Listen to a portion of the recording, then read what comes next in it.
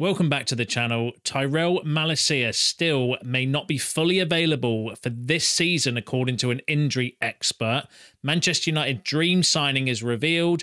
New left back is linked as that situation gets a lot worse.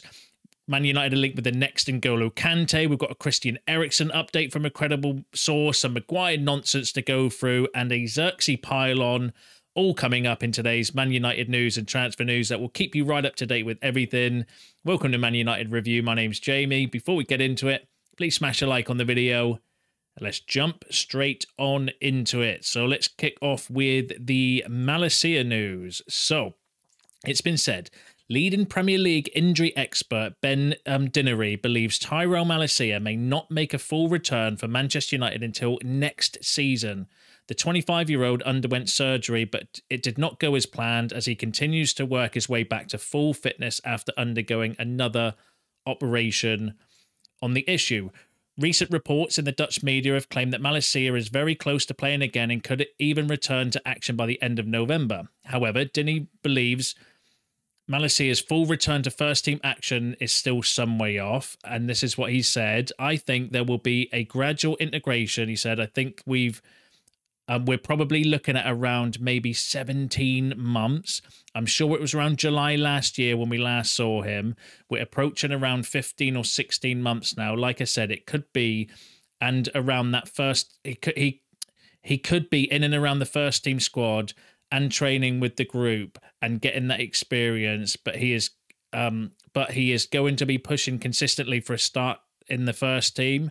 Highly unlikely, particularly if you get some of those other players back in the United team. It could be that we see him on the fringes of the first team squad, really just getting a feel of being back in the environment, and then ultimately getting a really solid pre-season under his belt in 25-26, and then really sort of pushing and competing for a spot in that time. That is absolutely worrying, isn't it? Considering the fullback position is one of the areas, especially left back, is one of the biggest concerns in the squad at the moment with the injuries. Luke Shaw being out, obviously Mazraoui's been out recently as well. Like, that is a massive concern to hear a injury expert effectively saying that he could still not play again this full season. What he was kind of saying was that the fact that like Luke Shaw might be coming back at some point in time, but then who knows, is that effectively, because of that, Malacia was a squad player anyway. He was playing behind Luke Shaw. So if Luke Shaw is going to come back, he's going to be prioritised in the first team. So therefore, Malacia's game time is going to be limited just by default. And the fact we have Dalot and Mazraoui. So actually, where is he going to get the minutes this season that he'll need in order to integrate and get himself back to full fitness and back up and running? So according to that report, we could not see Malacia play this season. I personally don't believe that. I'm surely there's behind the scenes games we can use to build his kind of fitness and that up to get him a little bit kind of match sharp and stuff. But that's even more concerning for me at the left-back situation if that story is to be believed. And again, come from the Manchester Evening News, who are a decent source, claiming to be an injury expert. So, you know, who am I to argue against that? I'm not an injury expert, but that's massively concerning and makes the need for us to go and get a fullback even more important, in my opinion. And just on that, we have been linked with a couple more players. So Florian Plettenberg, who was a really credible source and very good when it comes to German team news, Bayern Munich news and stuff, saying that Alphonso Davies continues to be a dream transfer for Manchester United. So that's not the first time in recent days that we've been linked with Alphonso Davies. Definitely, and from credible sources as well. Christian Falk, I think it was last week, was suggesting the same, although the belief is still that that Real Madrid are favourites for him. So I do have a little bit of skepticism around us getting linked with Davies as a way to either generate interest, to see whether or not he can kind of pick up a bigger wage, but by all accounts, that deal is pretty much agreed with Davies and Real Madrid. But people were saying the same about Lenny Yoro, and we ended up getting Lenny Yoro. The only worry I have, like Alphonso Davies, would be probably my number one option to come in at left back. free transfer, but his wage, I can't remember the exact figure, but was it not like 20 million euros a year or something like that he wants, which works out about 300 odd grand a week. I think we're trying to come away from those deals, but if there's no transfer fee, could there be a situation where Ineos do it in that scenario, or maybe give him a signing on bonus or something along those lines? But there's no smoke without fire. We're definitely getting heavily linked with Alphonso Davies, and again from credible sources as well. So make of it as you will. I still personally think that he's going to go to Real Madrid, but you know, while these credible sources are linking us with them, we can only go off of what's being said. And at the moment, it's saying that he's our dream target. But let me know what you think about that in the comments. And another left back we've been linked with is Alvaro Carreras.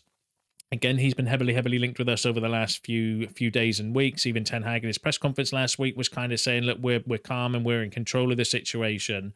And Fabrizio Romano has said that Manchester United look really happy with the progress of Alvaro Fernandez. There's a very good feeling at United about him, waiting to see how he will keep developing at Benfica. Having a buyback clause also means they will still need to talk to him about a potential return. So Fabrizio Romano effectively saying that we are keeping an eye on Fernandez and that he could potentially be a viable option to bring back. Whether that would be for January, though, or whether they'll keep him at Benfica for the full season and then maybe reassess it in the summer, who knows? But then, you know, what was the reason we kind of released him or got rid of him in the first place? Was that because Ten Hag didn't fancy him? And then obviously if he's still here in the summer, that could potentially be an issue as well. So it's one of those where we'll have to keep an eye on it. But he is definitely, again, a player that's heavily linked with us.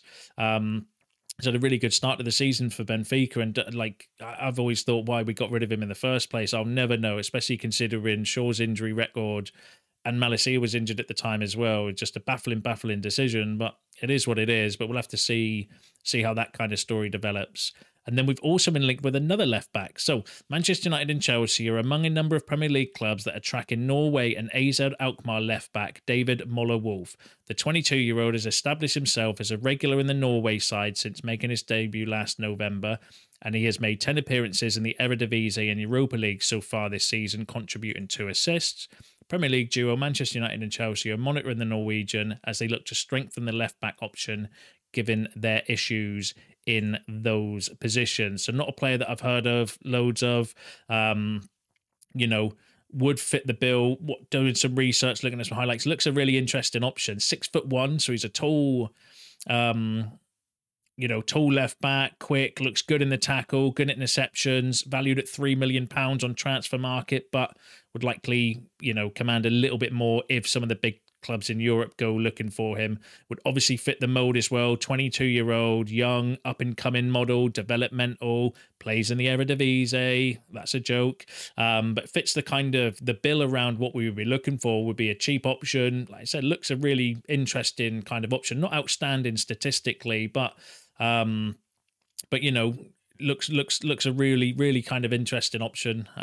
Whether or not those stories, like, it's not come from the most credible source, Team Talk, who are a little bit more of a like a gossip outlet rather than, you know, and it wasn't from their most credible journalists. So I would say take that story with a pinch of salt. However, really interesting profile of player, a player that kind of looks, you know, looks decent. But yeah, whether there's any credibility behind it, I have my kind of doubts. But yeah, let me know what you think about that one in the comments. Now, as well as left back, obviously, there's been a lot of reports. I think it came from the Muppeteers last week where they're suggesting that we were able and planning to do January transfer business, and a left back is one of the positions we're definitely looking potentially to strengthen. And then also midfield, depending on, obviously, Eriksen's situation. He's out of contract. I think they still would want to move on Casemiro to get him off the wage book as well. Remember, there was a story, was it last week or the week before, from Man United's ex-chief scout that was effectively saying that they would love to get rid of Casemiro in the January transfer window. So, you know, there does seem to be a movement potentially for January and midfielders. And then Fabrizio Romano has said that there are currently no contract talks ongoing between the Manchester United board and Christian Eriksen over a new contract. He is likely to leave the club as a free agent in the summer. So regardless of his form so far this season, because he's been one of our better performers, I think Eriksen this season, it does look like there is no appetite at this moment in time to give him a new contract or give him a contract extension as well. So that is definitely a midfielder that we're going to be down. And we might even look to cash in on him in January, you know, because it's either lose him for nothing or get maybe a couple £1 million, which for PSR, he's actually classed as profit because we paid nothing for him. He was a free transfer when we signed him, but then, you know, we wouldn't have lost anything either if we do let him go for free. So that could be one to keep an eye on for the January. And then in terms of replacements, Manchester United to keep an eye on Genoa midfielder Morten Frendrup. Gimme Sports sources have revealed, although the likes of Tottenham, Liverpool and Crystal Palace are also monitoring the 23-year-old's progress. The versatile Dane is impressed in recent seasons at Genoa, making 37 Serie A appearances last season, scoring twice and providing 5 assists. United are continuing to look at midfield options with Casemiro and Christian Eriksen both potentially departing Old Trafford in 2025, and thus have scouted Frendrup with a view towards making a prospective move for him in the summer. Now, not a player that I've heard a lot about. So you're going to have to let me know what you think about this one in the comments, whether you think he'd be a good sign or not. He's been nicknamed the next Kante by a few kind of outlets and sites. Whether that's true or not, I have no idea. But if you want a reference to the type of midfielder that he is, then that's what he's kind of been linked with. Not necessarily from the most credible source. That came from Dean Jones, who is a decent source, but not, you know, he's not an Ornstein or a Romano, but would definitely be an interesting profile of player, looking at kind of doing some initial, you know, some checks and reviewing a few things behind the scenes in preparation for the video. Looks a really decent option as well. So there's a couple of names we've been linked with recently, a little bit left field, a little bit out of the blue, a little bit unknown. And they do have, you know, Ineos and the new kind of setups name written all over it, where we are going to start looking at these sorts of players, the kind of lesser known players from obscure places and obscure teams to kind of come in relatively cheap and unknown, developmental, young, got that kind of profile. But yeah, he looks a really interesting option, but I would like personally to wait to see a little bit more credibility around the kind of stories and the reports before getting too excited around it. But it would definitely be a decent he's got a decent profile is what I would say. But let me know what you think about that in the comments. And then let's move on to the nonsense. So Harry Maguire will wait until Erik ten Hag is sacked by Manchester United before making a decision about his long-term future at Old Trafford. However, amid growing uncertainty over the manager position, the England international will not rush to any decision until the manager's future is confirmed. With pressure growing, it appears it will likely be one of the new managers in the running who is given the task of deciding Maguire's future at Old Trafford. The player will seek assurances about his playing time and role at the club after falling out of favour under Erik ten Hag. That came from Peter O'Rourke from Footy Insider, who is, you know, he's a decent source, got a large following on X and stuff, but I think that's an absolute load of nonsense, don't you? That Harry Maguire is going to wait to see if Erik ten Hag is sacked before he decides what to do with his future.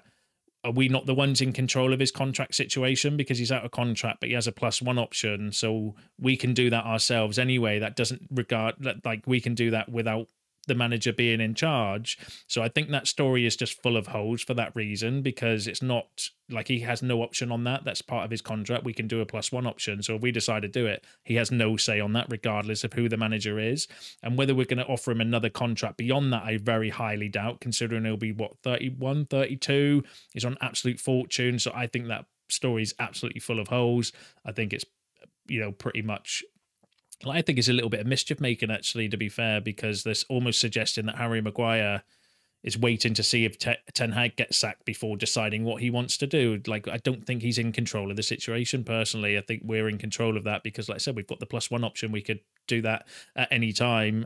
And then, you know, and then what's he going to do? He'll have to hand in a transfer request if he doesn't want to stay. So I don't think there's any credibility behind that story. I think it's a little bit of mischief making, personally. So I would take that story with a pinch of salt. And I would say the same for this story as well. So Manchester United are moving towards a potential move to sign RB Leipzig centre forward Benjamin Sesko, according to Italian outlet Tutto Juve. According to Tutto Juve, the Red Devils are moving towards signing him and could send new arrival Joshua Zirkzee on loan to Juventus to pave the way for a potential addition of the Slovenian forward. And again, that came from probably, it's a decent source when it comes to Juve news, but not the most credible of kind of outlets, suggesting that United are looking to buy Benjamin Sesko and then potentially loan Zirkzee to Juventus, which I just think is, again, I think it's almost pathetic that that's kind of come out. I don't think there's any way United are going to be looking to move on Zirkzee. I know he hasn't had the best start of the season, but he's only been here 3 months, and he's a 23-year-old player learning and adapting to the Premier League and the Manchester United. Do you know what I mean? And I think there's a bit of a pile on with Zirkzee at the moment, and we do need to just be patient with him. It's not an easy thing to come in and play Premier League football at 23-year-olds from a foreign country with a different style of play, a different mentality, a different pace to the game as well. Do you know what I mean? And I do, because it's not the only story that we've heard recently or read recently regarding Zirkzee. And I do think we need to be very careful that he might be becoming the next scapegoat, that because the media always love to blame things on a certain player. Oh, it's this player's fault, so it's Pogba's fault when he was here, but then it was Jesse Lingard's fault, then it's been Rashford's fault, Bruno's fault, do you know what I mean? And now it looks like it's going to be Zirkzee. He's the kind of problem, so we just need to be careful of that. And personally, I'm going to throw that story straight in the bin, and I suggest you take it with a pinch of salt as well, because it has not come from a very credible source. And to be fair, I like the idea of having a different profile of striker up front, someone that can kind of play maybe with Højlund in certain games or can play a different kind of setup. I like the idea of, whereas I think Sesko's very similar to Højlund. Yeah, and I just think that with Zirkzee, we just need to be a bit patient. And I do think he's, he looks a little bit lacking in confidence is what I would say. So, but let me know what you think about that in the comments. Let me know what you think about all the other stories discussed in today's video, because that is you all up to date with the latest Man United news and transfer news. Don't forget to smash the like on the video on your way out. Subscribe to the channel if you are new, and I will see you in the next one.